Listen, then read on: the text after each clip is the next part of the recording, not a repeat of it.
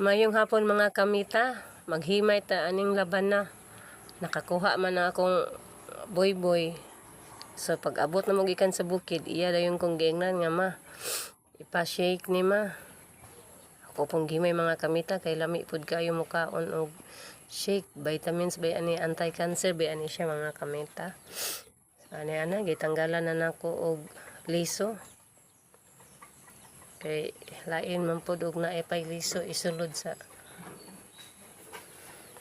blender. Ara gisulod na. Wala na nay liso mga kamita, gisagulan na nako og gatas, powder.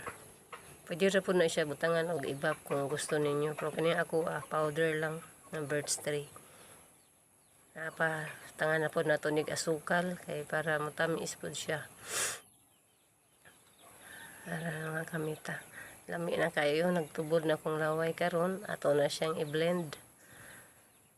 Ipatuyok sa yun nato niyo, kay para mo sus na pag yun ay mga liso na sagol mga kamita, klaro kayong itom-itom. Sige lang, ato sang tanggalon, kaya itong tanawo na pod, ibalik na sad nato patuyok. Ara, humanag yun siya mga kamita, gibutangan ako sa baso, nag-atang yun ang ako ang babae, okay. Naglaway na daw siya. So, gianam-anam ko ni di ara. Kaon na may mga kamita. Lipay kayo silang duha, enjoy kayo sila, napang isa. Si Katikal. Lami daw kayo, bisag sakit yung hawak, pero mukaon gusto siya. Lami kayo. Dara ko mga kamita.